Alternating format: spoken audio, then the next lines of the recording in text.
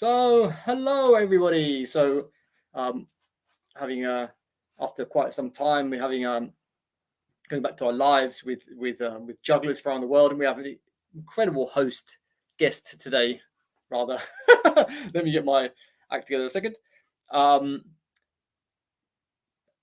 can I introduce our host today? Well, you know who is coming anyway. It's Dave Finnigan, and I read this book here. This is the Italian version of the Zen of Juggling.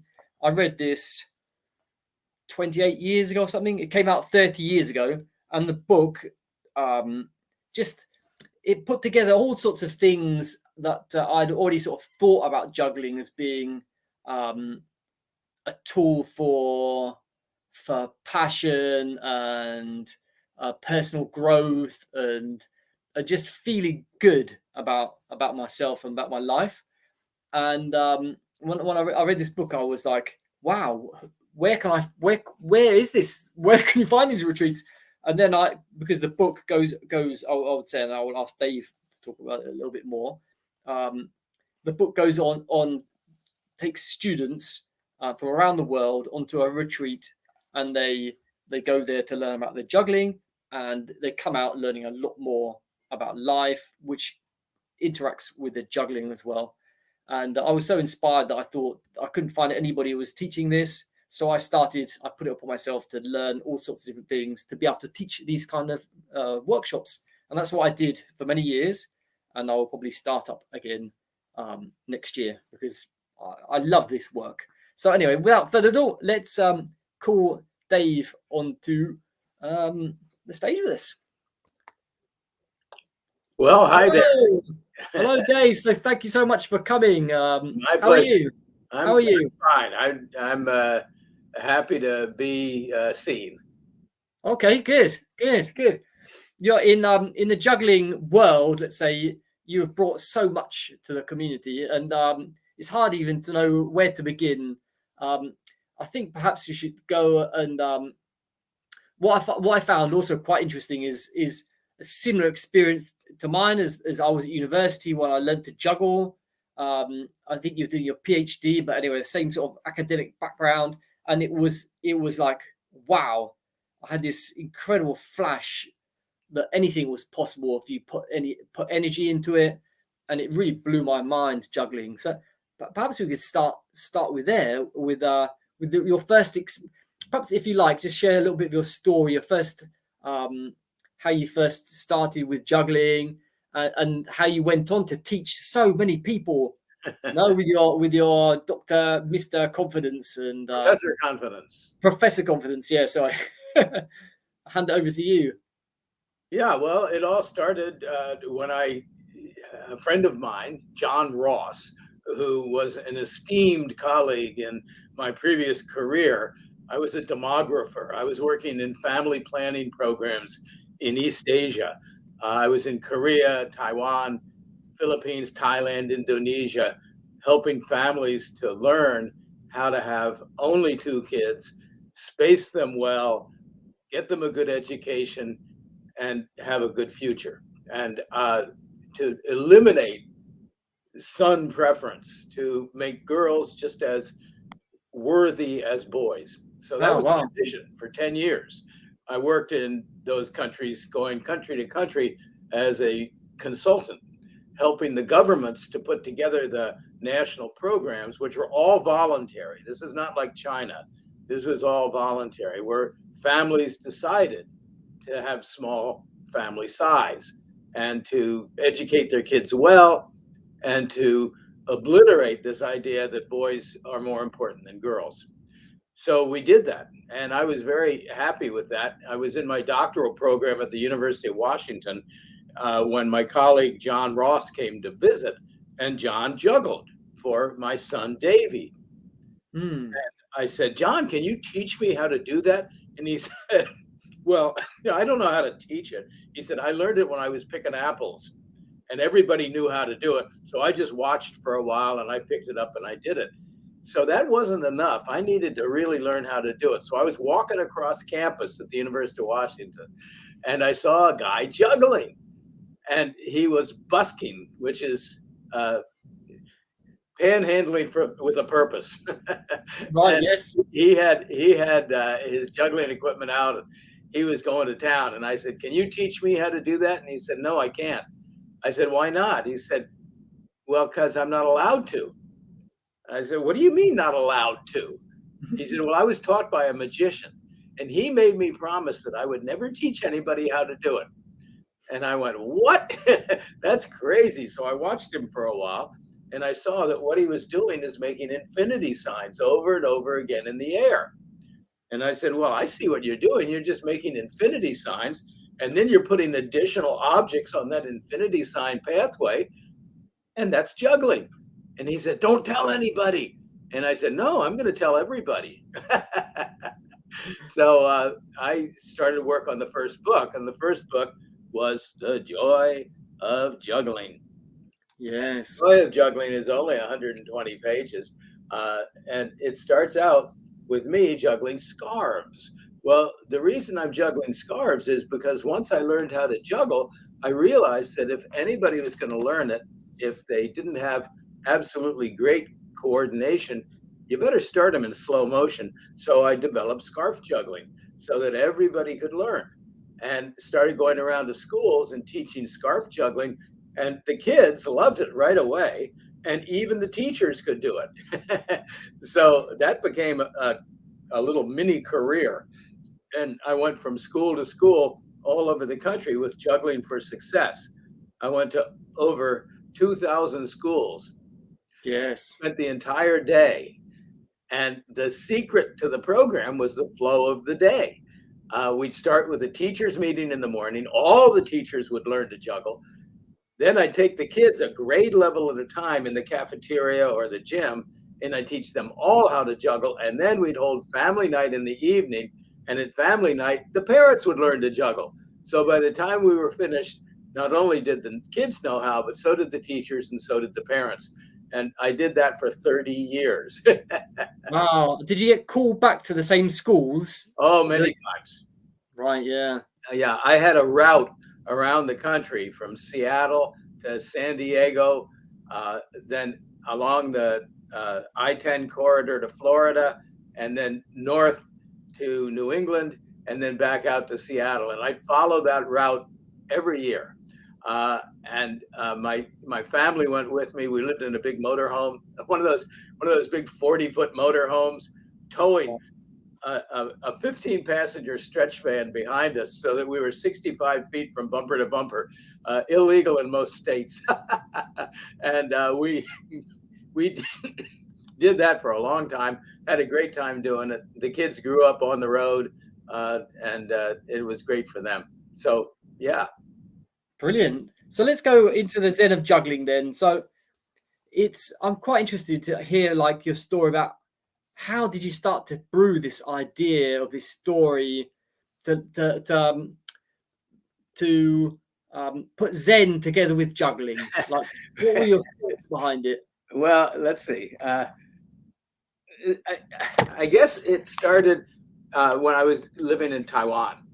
I went back there to work on my doctoral program to collect data for the dissertation. And so while I was in Taiwan, I started thinking about how what I had learned with juggling was very much like Eastern philosophy. So I decided to combine what I knew about Eastern philosophy with juggling. The story is a story of a retreat where people from all over the world come together under the tutelage of the master, Master Chen, and he helps them all overcome not only their barriers to juggling, but their barriers to life in general. And so it's a story about how we can all use juggling and other skills possibly to find balance, to gain a better sense of self, to strengthen our relationships with other people, and to overcome ego and become a stronger, better person as a result of having learned and practiced and shared the skill.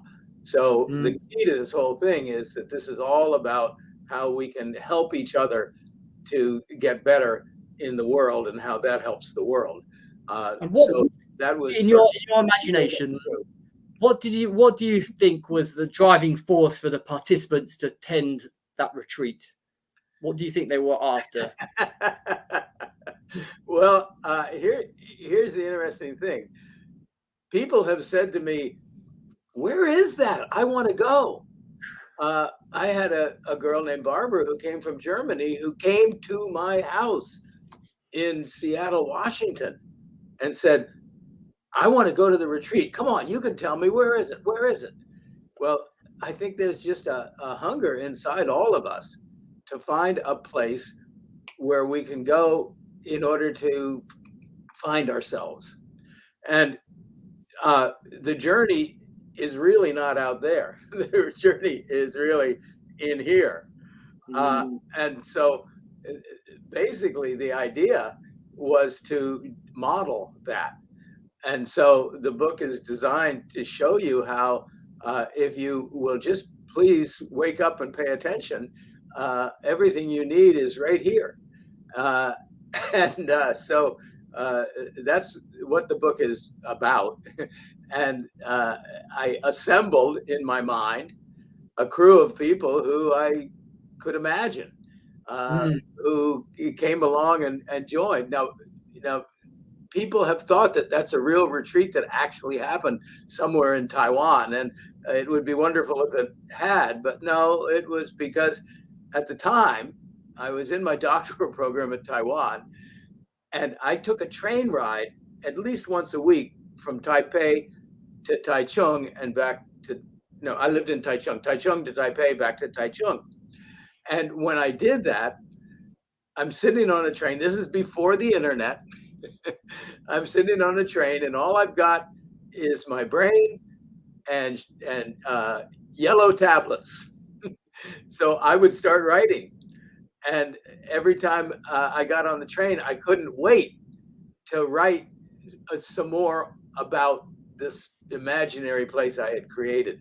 No, it was inspired piece of work, definitely inspired. And so that's how it was created.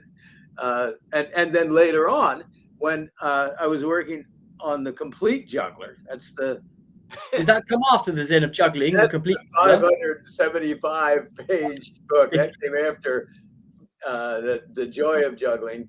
But let's see, no, it was before the Zen of Juggling. I was working on this in Washington State, and I needed to write these final chapters. There's 6 chapters at the end that are all just discussion of how you get on the road and put your act together and Yes. go out and have a good life. Well, in order to write those, I got on the train because it had worked so well in Taiwan. Sitting on a train is a wonderful way to write. You can't go anywhere, and you've got so I wrote the last chapters here on a train called the Coast Starlighter from Seattle to San Diego.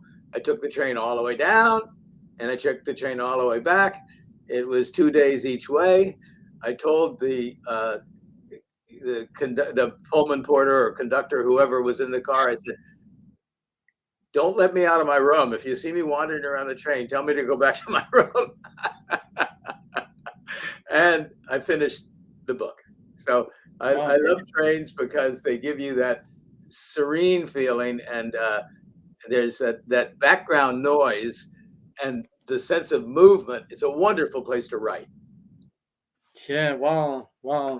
So I'll just take over from there. So I started trying to, like, I wouldn't say imitate, but like embody some of the principles of the Zen of Juggling into my retreats, starting already in 98, so 25 years ago, right?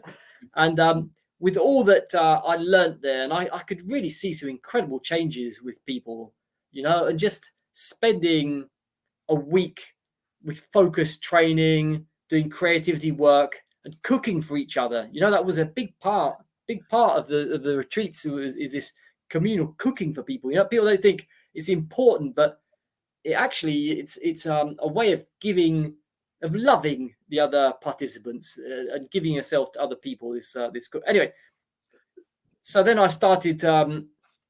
I went to this theatre school in Switzerland to learn more about the theatre side of things. And I'd been studying yoga for a long time, and I had to write Pearls of Juggling. I just had to write it out. So I like to think of this somehow as like the manual of the Zen of Juggling. How to implement it, right? Great. Yeah. And I'm very curious about. I've always thought, like, how long was the Zen of Juggling? Was it like, in my mind, it's probably like about 3 weeks, but it feels like as if it was like 3 months or something. How long was the retreat in the Zen of Juggling? Well, it's supposed to be a month. Yeah. But who knows? How long does it take you to do that? So yeah. Story, if anybody needs a copy of the Zen of Juggling, I've got lots of them in the garage. Because, yes, people are wondering. People ask me. I might even ask you to send me some, so that I have them to send off from here, from Europe. Because if you actually go onto Amazon now and you look for the Zen of Juggling, you get these copies that are like $200 or something. You know, I don't know who's the copies that are, right? But yeah, it's well, they're just $10 each. yeah. Perhaps you should just ask me to help. Perhaps you should just ask me to help you upload them up there onto Amazon, and then you can just send them off to people. Yeah, I really have just write to you. People write to you, Dave. Yeah, I get occasional emails and letters and phone calls about juggling in general and about the Zen of Juggling in particular.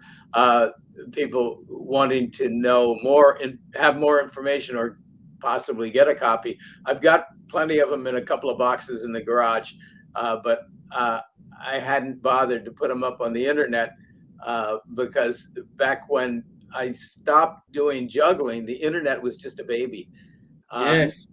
And so there wasn't a way to market them. And now I should put it up and will put it up on somewhere where you can find it. Amazon, probably.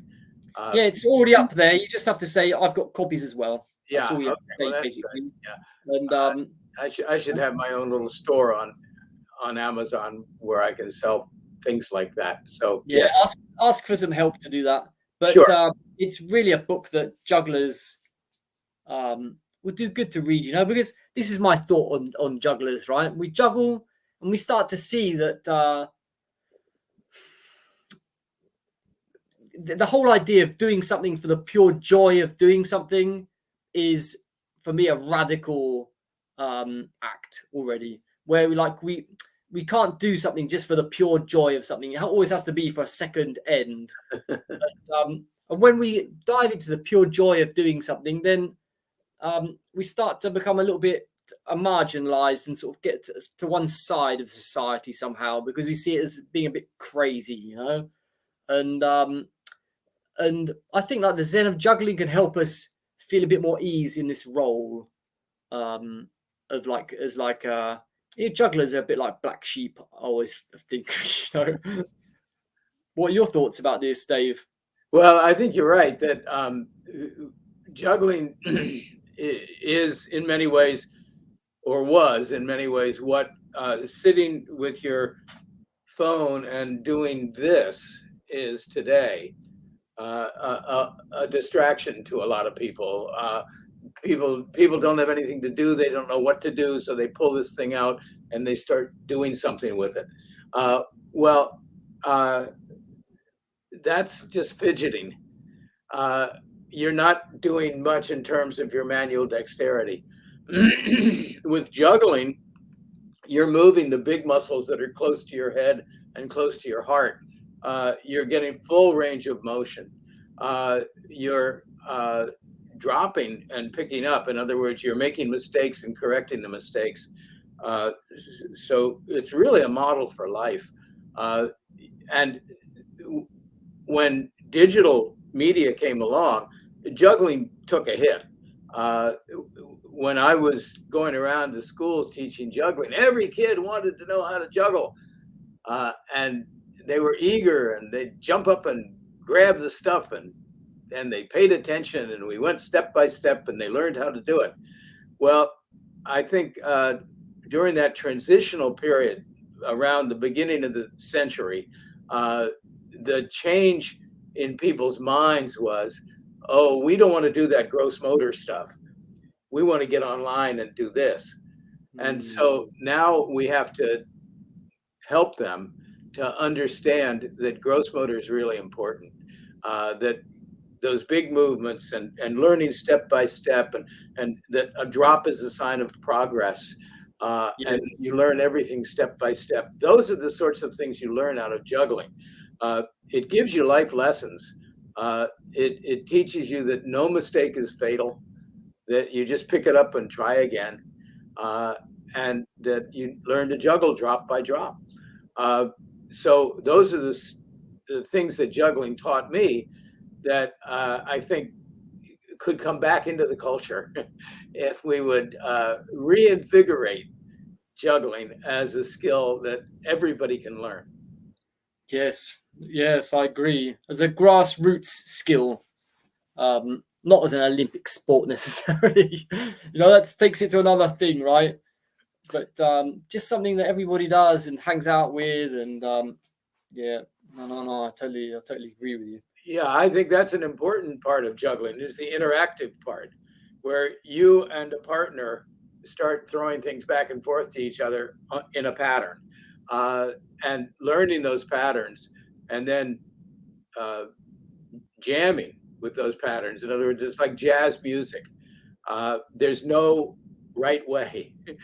There's only alternative ways.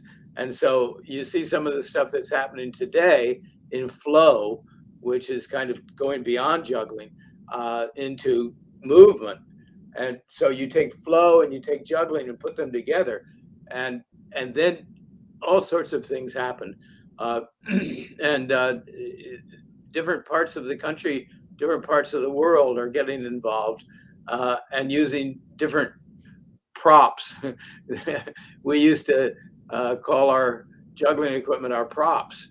Well, people are using props that you would never imagine could be juggled, and not all juggling takes place standing. I mean, I've seen videos now of people juggling 5 balls lying on their back using their feet and their hands together with big old soccer balls. It's amazing. So it really opens the door to human creativity.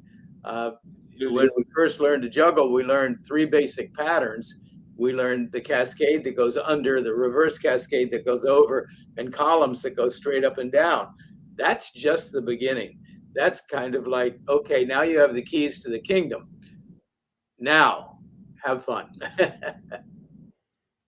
Yes. So I like that you had all these kids that you really wanted to learn to juggle to start with. You found that there's a bit more resistance perhaps now to learning to juggle. Nobody thinks they can actually do it.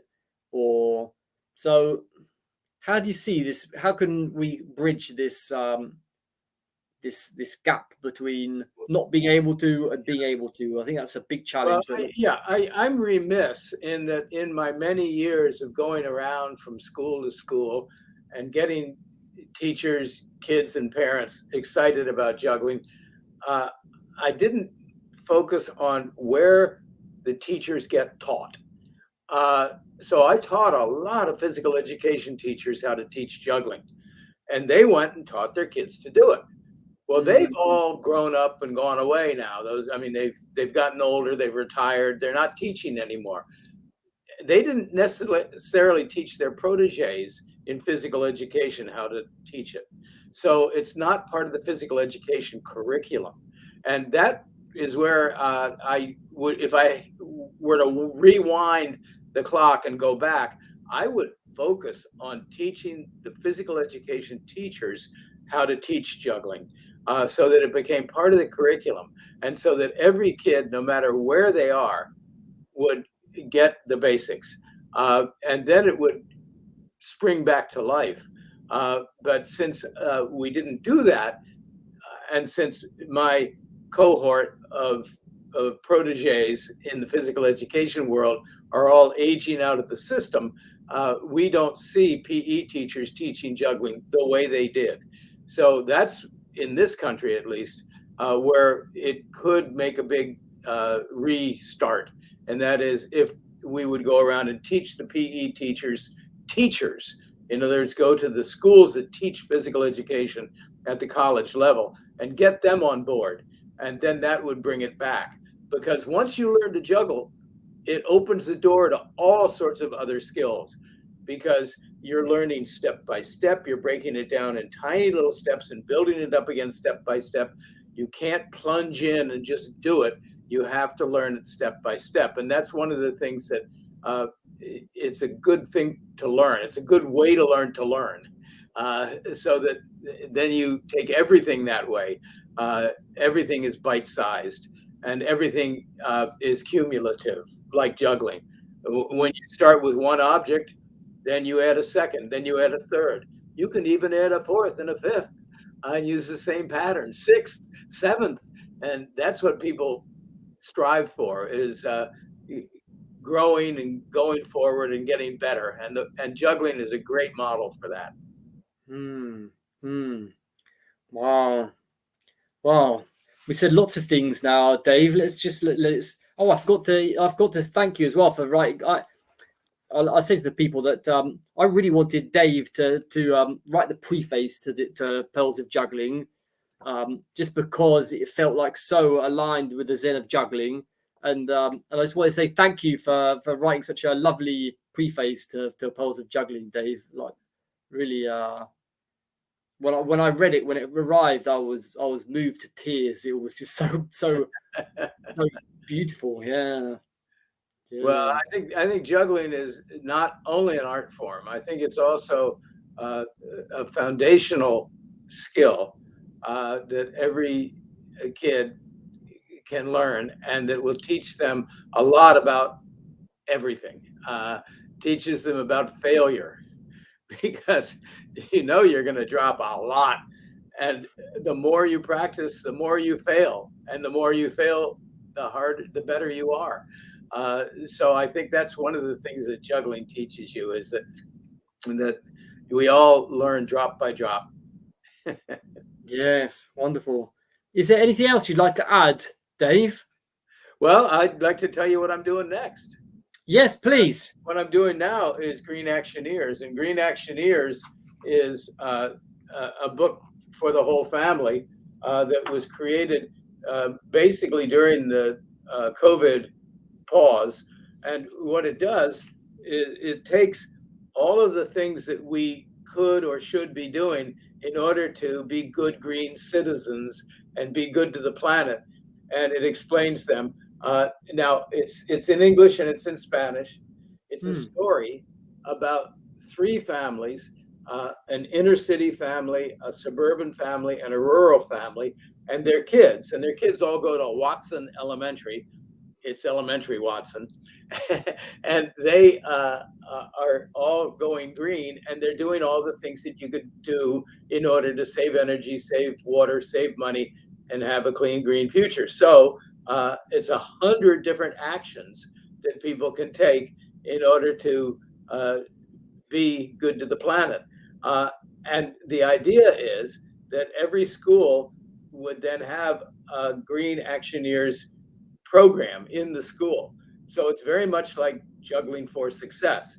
In fact, an intermediate program that I put together, I called Climate Change is Elementary. And I went to schools in the Northeast, in New York, New Jersey, Maryland, Connecticut, Massachusetts, and taught about climate change at the elementary level. But I came home to Florida and I was told, no, you're not going to talk about climate change in our schools. We don't mention climate change. We don't believe in climate change. So I had to change it. So I during the COVID pause, wrote the Green Actioneers Family Action Guide. And this doesn't mention climate change or global warming or sea level rise. It's all about going green, saving energy, saving water, saving money, and having a clean green future. And we assume that this will be distributed the same way as the juggling program, to go into the school, get the kids excited during the day, have the parents come in the evening, and in the evening, every family gets a book and they get to go through the book and decide what it is that they're going to do in order to go green. And then they get to commit to going green. And there's a chart in the hallway in the school, and the chart has Post-it notes on it. And every time a family does anything that's in the book, they get to put up a Post-it note that tells what it is that they've done. And we did this with the juggling program. And with the juggling program, you could put up a Post-it note when you could juggle 3 scarves. You could put one up for balls and rings and clubs. Then when you could do 4 objects, the kids would do anything to get their name up on the wall. So it's like a Boy Scouts merit badge.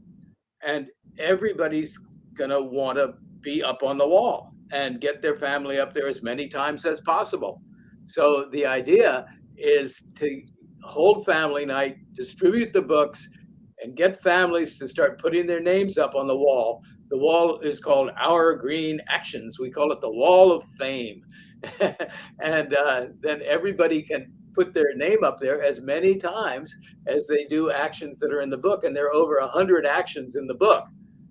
The book also includes a Where's Waldo feature. These 2 little characters are Can Do and Can't Do. And Can Do and Can't Do are from Muga. Muga is Make Our Universe Green Again. And they've come to Earth to see if we're going to make it or not. And so they're in every drawing. And so it's like Where's Waldo? You get to go looking for them. So for the elementary school kids and little guys, it's a coloring book. For the middle school kids, it's games and puzzles. For the high school kids, we've got quotes from 120 different famous people here, and they can research who is this Hippocrates guy and what else did he write. And for the parents, it's a way for the family to get together and do something as a family. And it's, to me, this is the penultimate product of my life. All the other stuff was just training in order to learn how to do this. So look for Green Actioneers program. This is like the Boy Scouts manual. The Boy Scouts manual, every family had one, but that wasn't the program. And the same thing's going to be true with Green Actioneers. This is the manual. But if you want to be a Green Actioneer, you got to go do something. You got to change your light bulbs. You've got to stop flying and start staying close to home. Lots of things that you have to do to be a Green Actioneer. Do you have a volunteer program around your Green Actioneers? Well, what we're going to do is in getting involved. What can they do? The way we get people involved, I just came back this summer from the Parent Teacher Association conventions in California, Texas, and here in Florida. And at each of those, I had a talk on the program, and I had a booth, and I stood in the booth, and I talked mostly to moms as they came by, and everybody who came by, I gave them the opportunity to fill out a half sheet of paper that tells me who they are and gives me their phone number and their email address. Well, I have over 500 of those, what I call lead sheets, that tell me about these people. I haven't yet entered them in a database, but that's what I want to do next, is build that database and then start telling them about this program and getting them to start the program themselves. Because in the book, it tells you how to do it. Pages XII and XIII at the beginning of the book tell you how to put your program together so that anybody can start a Green Actioneers program. and then they can do it themselves. They don't need somebody to come in from the outside and do it for them. Yeah, sure. That's what I'm working on now. This is the missing piece. Instructions on how to do it yourself is the missing piece that I didn't do with the juggling program, because you still had to have somebody come in from the outside and get it started. Well, with this, you don't need somebody from the outside. All you need is the book. So the book launches officially in January 2024, and I expect that within the decade, every school in North America and maybe other parts of the world as well will introduce Green Actioneers as a form of scouting. I say this is scouting for the 21st century. So that's my new project. Juggling was good training for doing Green Actioneers, but Green Actioneers is really, really important. Yeah. Perhaps they need to. Perhaps you can bring juggling in as well in your programs, your new programs. Yeah. Here's what we did. When I was up in the Northeast doing this in states like Massachusetts and Maryland, I would do one day of juggling, and then the second day would be climate change is elementary. So I did these two programs, Juggling for Success and Climate Change is Elementary, back to back in a school. The family night, we had trouble focusing on the climate change issues because everybody just wanted to juggle. So I decided that I needed to do two things. One is divorce those two from each other, and the second was make family night self-sustaining, so it doesn't require somebody like me to come in and do it. Instead, it could be done by any green-hearted parent in the school, so that any mom, any dad who really believes that the climate is changing and people are responsible and that we can do something about it can start this program in their school. And hopefully that's going to have its own momentum, and it's not going to require me to go to 2,000 schools like I did with juggling. No, sure. Because it was your birthday just a few days ago, right, Dave? Yeah, I turned 82. Wow, happy birthday. Thank you.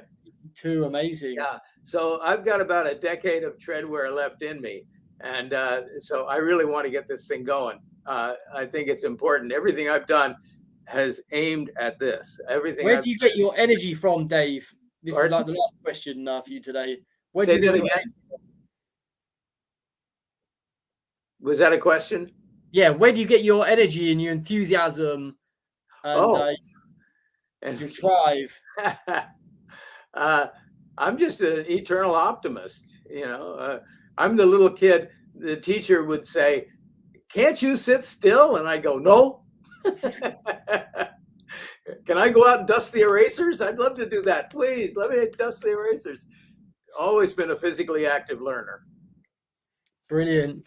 Thank you. So thank you, everybody, for watching up until here. And I hope you've enjoyed the conversation we've had with Dave today. If you have any questions or comments, please leave them in the comments, the YouTube comments. And see you for another episode, meeting great jugglers and juggler philosophers and practitioners in the next episodes. So thank you so much, Dave. And we're going to put the link to Green Actioneers in the comments. And please reach out to Dave for a copy of the Zen of Juggling as well. He's got a couple of boxes in his in his garage. I'll ask Dave as well to send me a copy, of course.